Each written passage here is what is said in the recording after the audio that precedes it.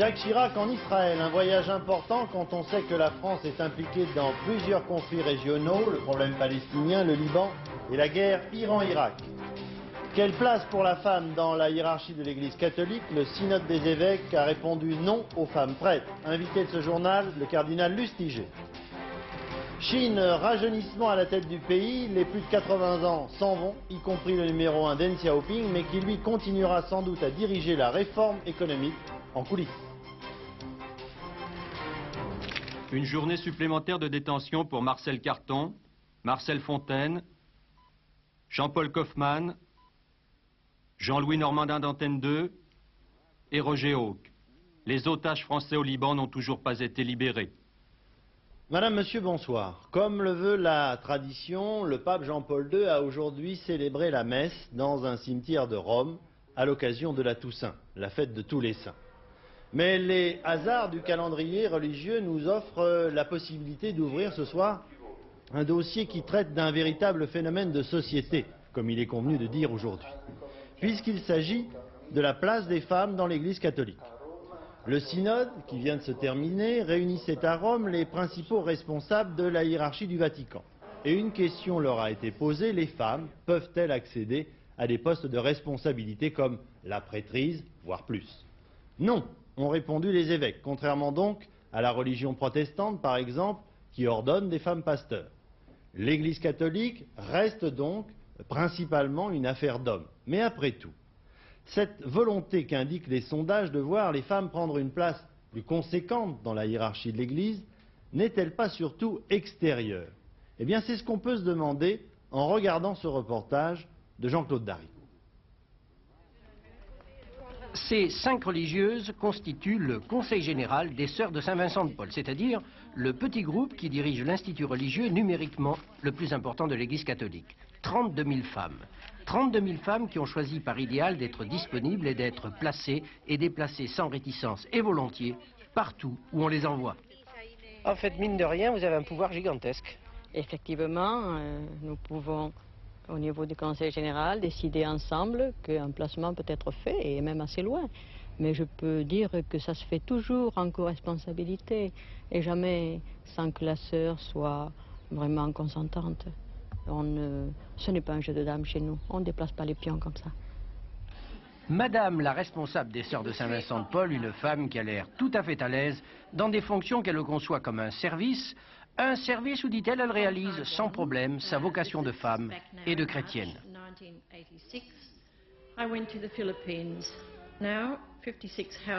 Autre climat, autre option. Ce que l'on découvre ici a fait scandale aux États-Unis en 1979. Une religieuse manifestement plus contestatrice que la précédente a décidé, elle, de jouer le tout pour le tout et de demander au pape en visite là-bas que les femmes soient ordonnées évêques.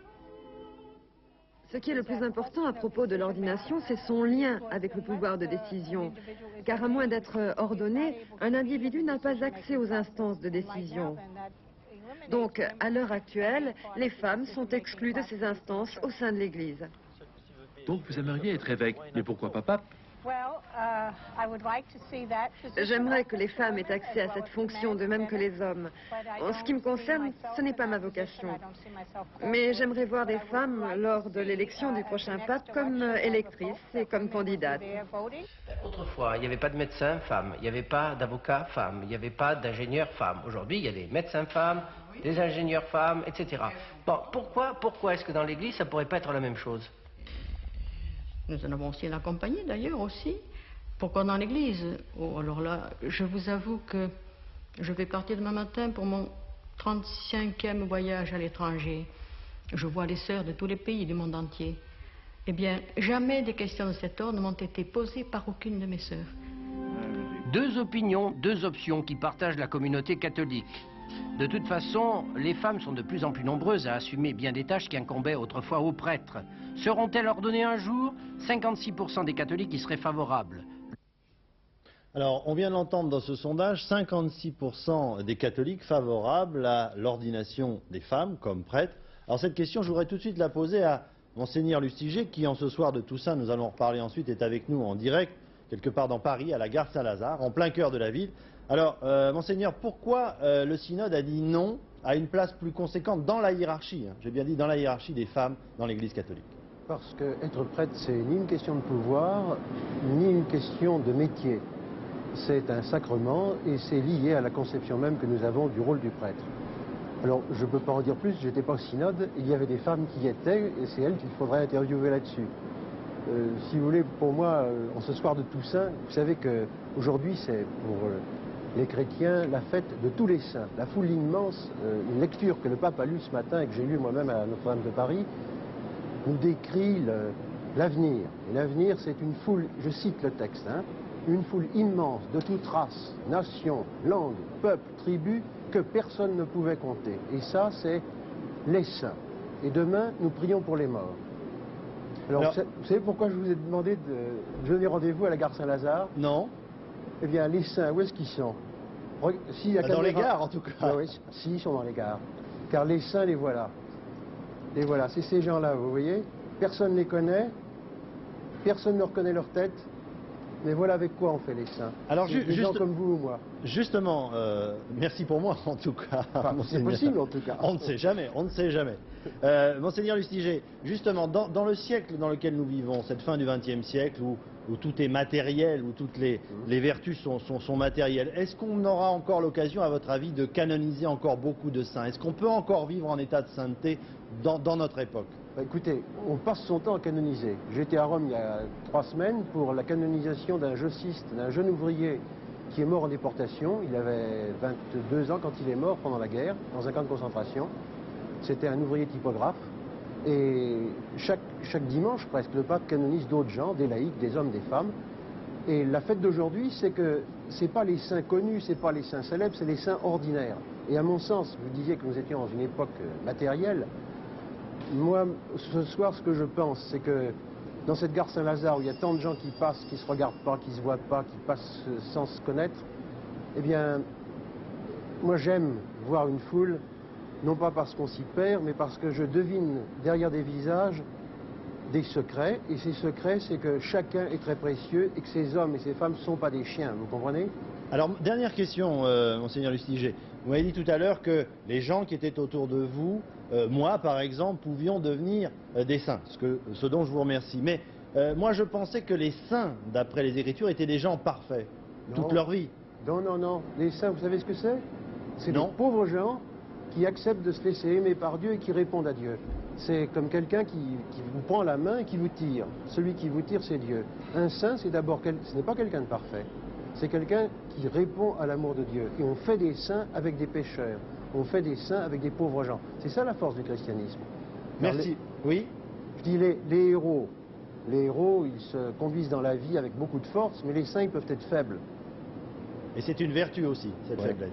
Merci, Monseigneur. La politique maintenant, avec un voyage. Le Premier ministre, M. Jacques Chirac, est arrivé cet après-midi à Tel Aviv pour un voyage officiel en Israël. Avant lui, le président François Mitterrand a déjà fait le voyage, mais c'est la première fois qu'un chef de gouvernement français en exercice se rend à Jérusalem. Les voyages de responsables français dans ce pays avec lequel nous entretenons des relations souvent passionnées, pour ne pas dire plus, ne se présentent jamais comme des visites de routine ou strictement protocolaires. Georges Bortoli. Monsieur Chirac était venu ici en 1984 comme maire de Paris, mais depuis qu'Israël existe, c'est-à-dire depuis près de 40 ans, c'est la première fois qu'un Premier ministre français est reçu à Jérusalem. Monsieur Chirac a parlé à ses auditeurs de la paix nécessaire au Proche-Orient. Moins que quiconque, la France, que tant d'affinités et de liens traditionnels portent vers votre pays et ceux de la région, ne peut rester indifférente à cette aspiration essentielle. Elle entend continuer l'exercice patient, obstiné, difficile, qui vise à apaiser les tensions, à rétablir entre les peuples des relations normales. Monsieur Shamir, le Premier ministre israélien, a salué en Monsieur Chirac un ami d'Israël et l'effet de ces conversations devrait être une coopération renforcée, notamment dans le domaine scientifique et culturel. Ce voyage marque les bonnes relations qui existent maintenant entre Paris et Israël, des relations longtemps difficiles, mais qui ont commencé à s'améliorer avec la visite ici de M. Mitterrand en 1982. Et cela même si la France garde ses amitiés arabes et sa politique arabe. Et en ce qui concerne plus personnellement M. Chirac, cette visite marque aussi l'amélioration des rapports entre les gaullistes et Israël après ces longues années de froideur qui ont suivi 1967 et les sanctions prises par le général de Gaulle à la suite de la guerre des 6 jours. Voilà, et en ce moment même, M. Jacques Chirac, au cours d'un déjeuner officiel, un dîner officiel plus exactement, est en train de confirmer ce qu'il laissait déjà entendre dans ce reportage à propos du problème palestinien. M. Chirac vient de déclarer en effet dans ce discours qu'il fait en ce moment même qu'Israël était attaché aux valeurs démocratiques et que l'attachement de ce pays aux valeurs démocratiques était si fort qu'Israël ne serait plus tout à fait Israël s'il ne reconnaissait pas à autrui le droit de choisir son propre destin. Et M. Chirac enchaîne, le droit à l'existence et à la sécurité d'Israël doit être garanti sans ambiguïté, mais il faut aussi que soit reconnu et puisse s'exercer le droit du peuple palestinien à déterminer et à assurer son avenir. Une phrase que nous aurons bien sûr l'occasion de commenter dans nos prochaines éditions et peut-être même dès demain matin dans les 4 vérités au cours de Télématin, puisque Christian Morin recevra le Premier ministre israélien, M. Yitzhak Shamir. Et puisque je suis dans la région, une dépêche qui est arrivée aussi au début de ce journal à propos de la guerre du Golfe. Il y a une visite en ce moment à Téhéran du premier vice-ministre soviétique des Affaires étrangères et à l'issue de cette visite, un communiqué a été publié indiquant, et c'est intéressant, l'Iran considère positivement la proposition faite par l'Union soviétique de forces navales des Nations Unies dans le Golfe, remplaçant les différentes marines qui y séjournent actuellement. La politique française maintenant. Cette politique française se présente en ce moment comme un sport qui ressemblerait au volleyball. On s'envoie et on se renvoie des affaires, mais à droite comme à gauche, les arguments passent souvent, il faut bien le dire, en dessous du filet. Ainsi, la dernière en date, l'affaire Luchaire, que nous avons longuement développée hier soir. Je vous en rappelle les principaux points. Il s'agit d'une société d'armement française qui, sous le gouvernement de la gauche, entre 82 et 86, aurait vendu des armements, des munitions à l'Iran. Et cela malgré l'embargo. Et pour couronner le tout, le magazine Le Point croit pouvoir affirmer qu'une partie des bénéfices aurait alimenté les caisses du Parti socialiste. Alors aujourd'hui, les principaux responsables du PS montent au filet, relayés, il faut le remarquer, par des hommes de la majorité comme Claude Labbé ou Charles Millon, qui se rejoignent sur un point. Ils disent « Arrêtons de patauger dans la boue, car nous serons tous finalement éclaboussés ». Olivier Lernet. Charles Hernu, ministre de la Défense au moment des faits. Je remarque que depuis quelque temps, comme ça, tous les 6 mois, tous les 8 mois, on ressort des histoires, Iran, exportation d'armes, etc. Moi là-dessus, vous savez, je suis de Marne. Je n'ai pas livré d'armes à Dieu. Je n'ai pas à me justifier. Est-ce que j'ai une tête à vendre des armes? André Léniel, trésorier du Parti socialiste, le PS n'a jamais reçu un seul centime provenant de l'affaire Luchaire, le PS n'étant en rien concerné par cette affaire. Louis Mermaz, ancien président de l'Assemblée nationale. Comment se fait-il qu'avec 15 mois de retard, cette affaire, si affaire il y a eu, sorte? Probablement parce qu'on est à la veille des élections présidentielles. Est-ce qu'on va laisser la vie politique devenir un véritable cloaque dans lequel on va se jeter à la tête des affaires? Cela n'est pas possible. Roland Dumas, ancien ministre des Relations extérieures. Il s'agit d'une ridicule et basse manœuvre dont le gouvernement a le secret. Pierre Jox, président du groupe socialiste à l'Assemblée nationale. Des informations, si j'en ai beaucoup. Lionel Jospin est premier secrétaire du Parti socialiste. C'est pas vraiment les marchés d'armes, c'est pas son goût vraiment. Alors je ne l'imagine pas, je crois pas que beaucoup de Français peuvent imaginer Jospin finançant le PS avec des ventes de canons. Lionel Jospin, premier secrétaire du Parti socialiste, je ne ferai aucune déclaration à ce sujet tant que je n'aurai pas tous les éléments en jeu. Cure de jouvence à Pékin. En effet, le numéro 1 du régime, M. Deng Xiaoping, 83 ans, a décidé de passer la main, entraînant dans son départ plusieurs autres octogénaires qui laissent la place à une équipe rajeunie, chargée de concrétiser une politique économique plus dynamique. Mais en fait, tout le monde s'accorde à dire que, dans la coulisse, Deng Xiaoping va continuer à diriger la manœuvre après s'être débarrassé de ses adversaires conservateurs. Jacques Merlino. Les 1936 délégués du 13e congrès du Parti communiste chinois ont voté ce matin comme un seul homme. Pas une voix n'a manqué pour élire les 175 membres du comité central et pourtant ce vote si calme, si bien ordonné, marquait la fin de l'époque de Deng Xiaoping. Ce vieux monsieur a tenu sa promesse. À 83 ans, il passe la main en douceur, sans crise, sans conflit. Arrivé au pouvoir après la mort de Mao Tse-tung en 1977, il a réussi à remettre la Chine debout après les folies de la révolution culturelle. En 10 ans, il a supprimé les communes populaires, rendu la terre aux paysans, réhabilité la notion de profit et fait appel aux capitaux étrangers. Plusieurs fois menacé pour la hardiesse de sa politique, il a tenu bon, mais son entourage, comme lui, avait vieilli. Et les images enregistrées à l'ouverture de ce congrès étaient pathétiques par ce qu'elles signifiaient. Rajeunir la direction du parti était une urgence absolue, c'est donc maintenant chose faite. Le nouvel homme fort du régime, c'est Zhao Ziyang, 69 ans, un look moderne qui jette aux orties le célèbre col Mao. À lui de jouer maintenant, mais il sait que dans les coulisses, Deng Xiaoping l'observera et que si celui-ci n'a plus de pouvoir officiel, il restera de son vivant une autorité morale et politique incontournable. En Polynésie française, les autorités prolongent l'état d'urgence mais lèvent le couvre-feu à l'occasion des fêtes de la Toussaint. À Papeete, la capitale, une semaine après les incidents opposant dockers et forces de l'ordre, le président des dockers a été placé en garde à vue. Et en tout, 44 personnes ont été interpellées. Visiblement, les autorités ont décidé d'aller très vite pour que tout rentre dans l'ordre. Mais côté syndicat, l'état de choc dissipé, on cherche la réplique. Dominique Thiers. Que Dieu bénisse chacun d'entre nous, nos syndicats, nos dirigeants, qu'il éclaire ceux qui nous gouvernent ici et en métropole et nous préserve de tout mal.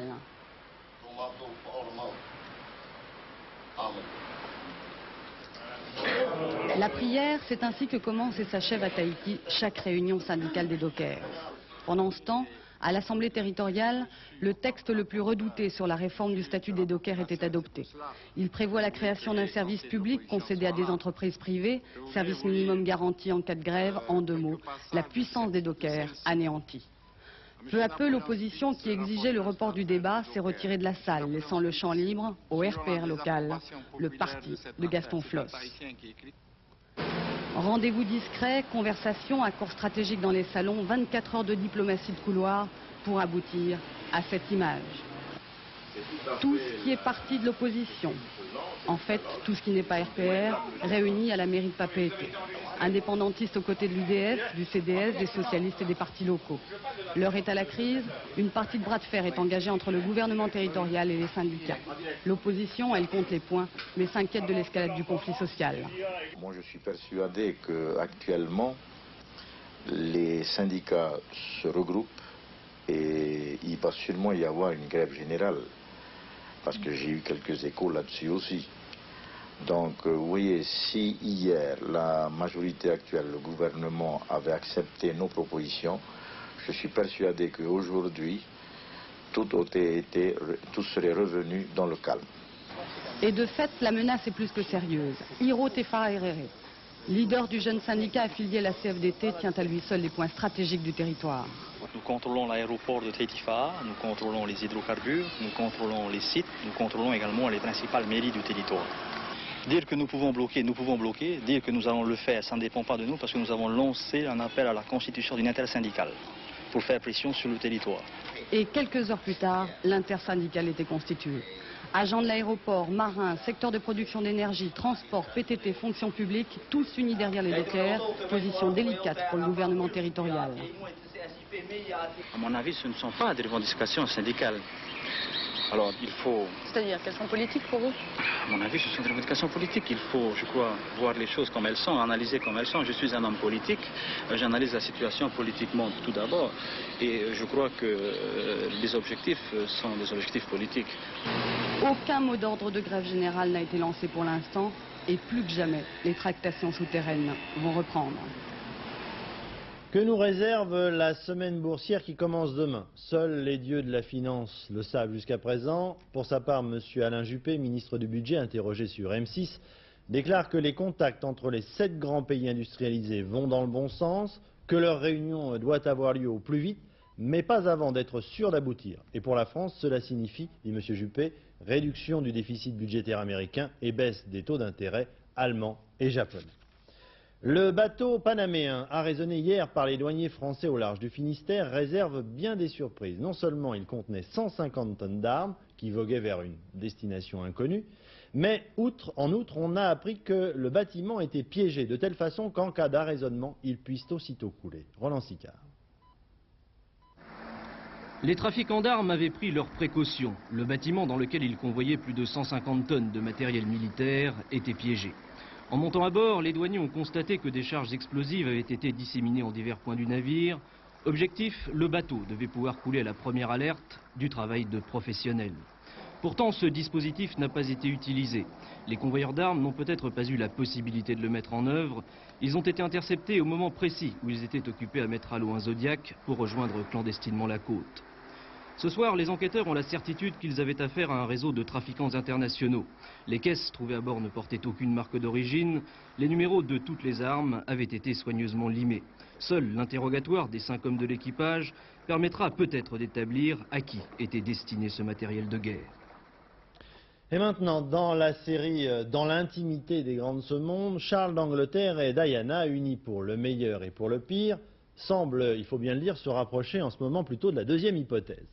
Imaginez que Charles est allé tout seul à un mariage de famille. En revanche, sa femme a accepté de l'accompagner dans un voyage en Allemagne fédérale. Agnès Poirier.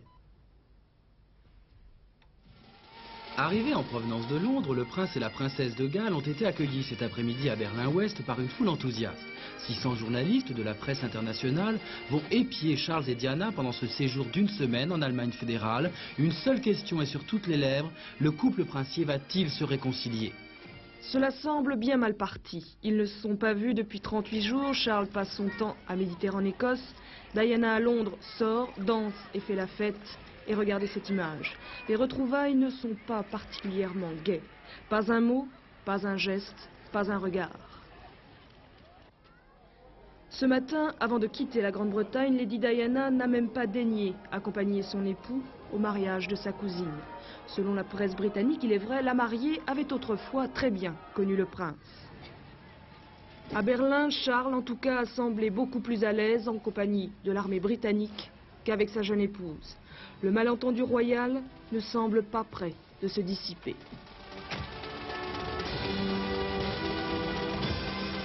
On verra bien. Le cirque en France est démodé. Combien de fois a-t-on entendu cette réflexion? Peut-être parce que certains professionnels ont confondu cirque et music hall. Ce n'est pas le cas de la troupe, ou plutôt, je devrais dire, de la tribu des Ingaro, qui présente en ce moment à Paris un spectacle équestre, ou plus exactement, une comédie musicale dont les acteurs sont les chevaux.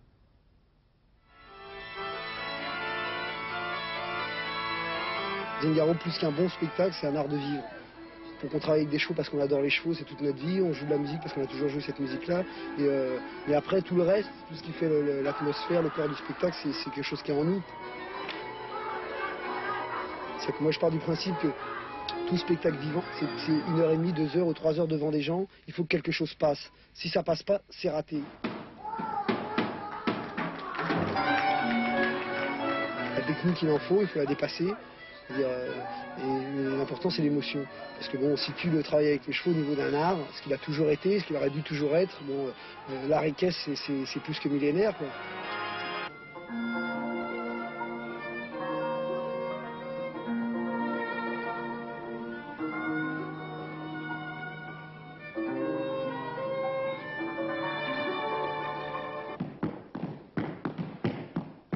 quelque part, on remet l'art équestre au niveau où il devrait être, c'est-à-dire ni sportif, ni... le cheval, c'est pas que du sport, c'est pas que du loisir, c'est aussi de l'art, quoi.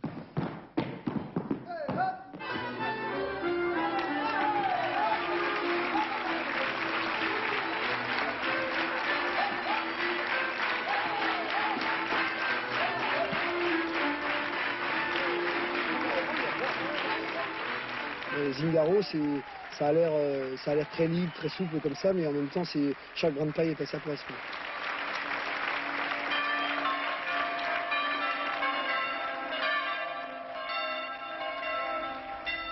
Le sport maintenant avec d'abord un rappel en Formule 1, victoire de l'Autrichien Berger sur Ferrari au Grand Prix de Tokyo. Et puis le marathon de New York vient de se terminer. Comme vous, je vais découvrir le nom du vainqueur et la course. Francis Marot.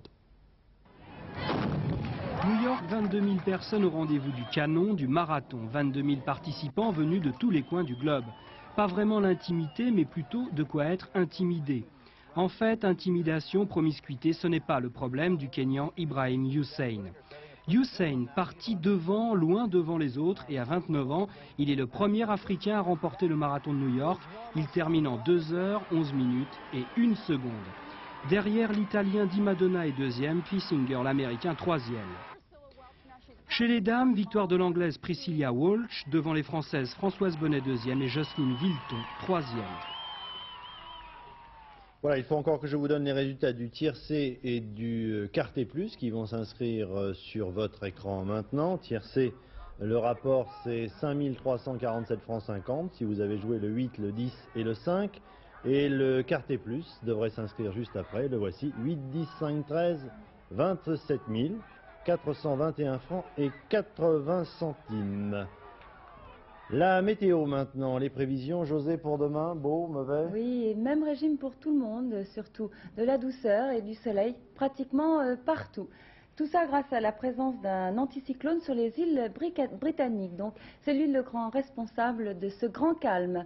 Donc cet anticyclone repousse les nuages vers l'est. L'anticyclone est ici à peu près. Résultat pour demain matin, les inévitables brouillards qui finiront par se lever pour laisser place au soleil. De la Bretagne, voici, au Nord-Pas-de-Calais et jusqu'au Massif central, donc grand soleil. De la grisaille, toutefois, des Pyrénées à la vallée du Rhône jusqu'aux Vosges et au Jura, où les brumes seront particulièrement lentes à se dissiper. Côté température, eh bien, c'est la douceur, avec 13 degrés à Lille, 16 degrés à Nantes, 20 degrés à Biarritz comme à Nice et 1 degré de plus à Ajaccio. Et demain, lundi 2 novembre, eh bien, ce sera une journée de recueillement. Merci José. Simplement, je voudrais ajouter que le dernier journal sera tout à l'heure présenté en fin de programme par Philippe Gassot, aux alentours de 23h35. Et puis demain, ici même à 20h, vous retrouverez Henri Sagnier. Bonsoir, excellente soirée sur Antenne 2, puis bonne semaine et à la semaine prochaine.